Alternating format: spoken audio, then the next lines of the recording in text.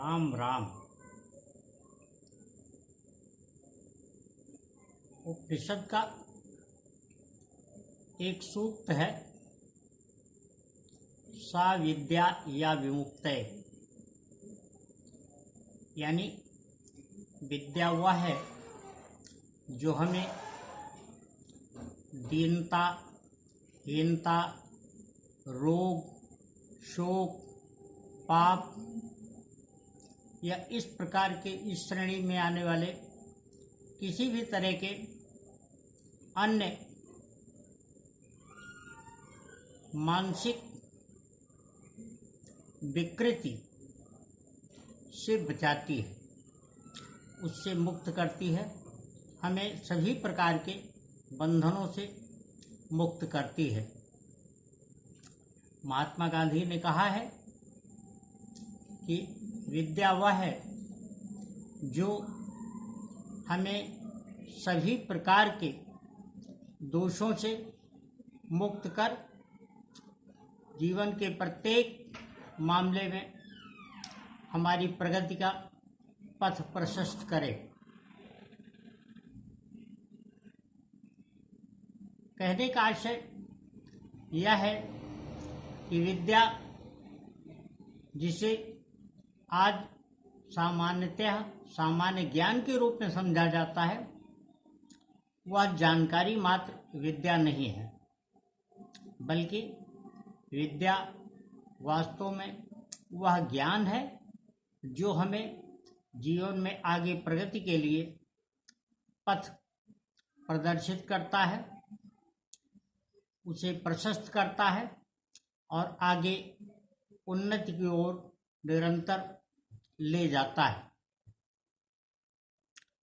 विद्या की इस चर्चा के उपरांत एक महत्वपूर्ण बात यह आती है, और वो ये कि जिसे हम प्रतिभा या मेधा कहते हैं, वह हमें अपने जीवन में चुने गए आजीविका के क्षेत्र, यानी हमारे पेशे, व्यवसाय आदि में हमें आगे तक पहुंचाती है। उसके सहारे ही हम इन क्षेत्रों में उचित स्थान प्राप्त कर सकते हैं। लेकिन हमारा व्यवहार वह शक्ति है, वह अमूर्त ताकत है जो हमें प्रत्येक के हृदय में बनाए रखने में न केवल सहायक होती है, बल्कि हमेशा हमारा वह स्थान सुरक्षित रखती है, और हमारा व्यवहार ज्यों-ज्यों बेहतर होता है, त्यों-त्यों हमारा वह स्थान न केवल सुदृढ़, बल्कि हमारा अपना स्वरूप सघन होता चला जाता है। हमें जीवन में निरंतर यह प्रयत्न करना चाहिए कि जो भी हमें बेहतर रूप में जाने, उसे और बेहतर करने का दायित्व हम पर है। अगर कोई हम पर विश्वास रखता है, हमसे आशा रखता है, तो उसे बनाए रखने का दायित्व भी हमारा अपना ही होता है, और हम उसे अपने अच्छे कार्यों, अपने अच्छे व्यवहार, अपने अच्छे विचार से निरंतर परिष्कृत करते रह सकते हैं और बनाए रख सकते हैं।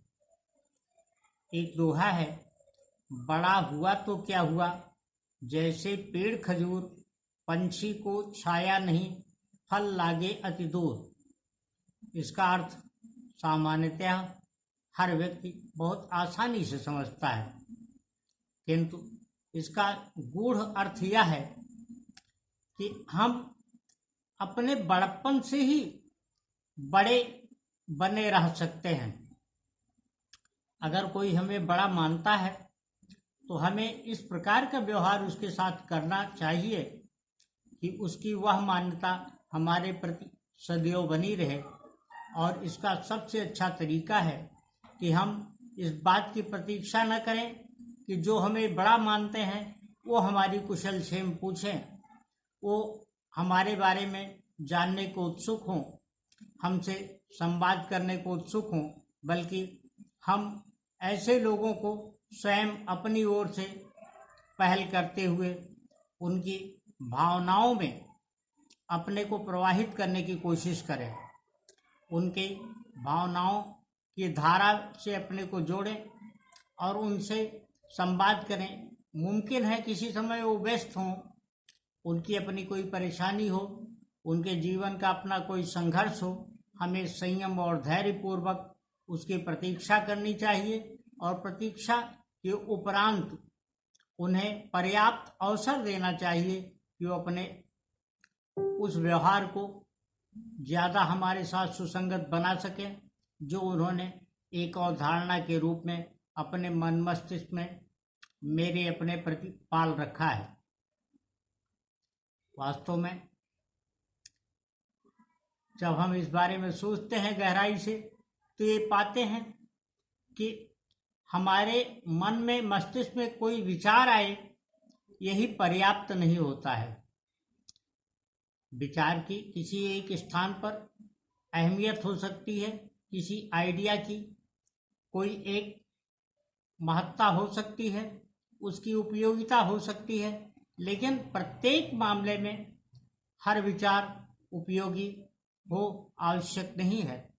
अलबत्ता यह अवश्य हो सकता है कि कोई विचार जब अपने अभिप्राय को, अपने प्रयोजन को, अपने निहितार्थ को और उसके लक्ष्य तथा उद्देश्य को यानी अभीष्ट को लोगों को समझा सके।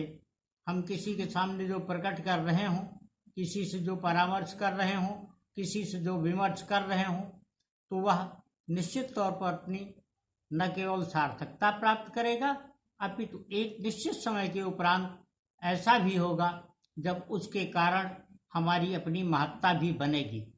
यही प्रकृति का नियम है। भगवान जिसको चाहता है उसको उन्नत दृष्टि देता है। माँ सरस्वती जिसका भला चाहती हैं, उनके वाद्य यंत्र, उनकी वीणा पर उस भलाई के, उस अच्छाई के, उसके लय के सारे शब्द एक संगीत के रूप में गूंजते हैं और न केवल सरस्वती बल्कि लक्ष्मी का भी वरदान उसे प्राप्त होता है। यह अज्ञानियों की अवधारणा हो सकती है जो यह नहीं समझते और श्री रामचरितमानस की किसी एक चौपाई का इस प्रकार वो निरूपण करते हैं कि मोहे न नारी नारी के रूपा, और उसको लक्ष्मी तथा सरस्वती से जोड़ते हैं। लक्ष्मी वास्तव में उसी के साथ हैं जिसके पास सरस्वती है।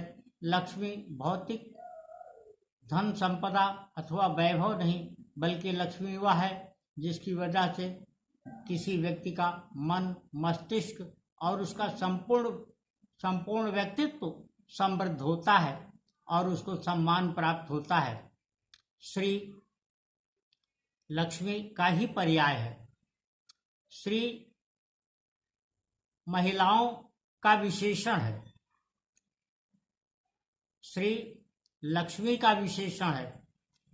श्री शब्द जिसके साथ जुड़ता है वह श्रीमंत हो जाता है और श्रीमंत होने के लिए जिस वैभव, जिस धन, जिस संपदा की आवश्यकता है वह उसके आचार विचार व्यवहार का ही होता है। और इसी कारण कोई मनुष्य किसी के मन में, मस्तिष्क में सदैव अच्छा स्थान बनाए रख सकता है। राम राम।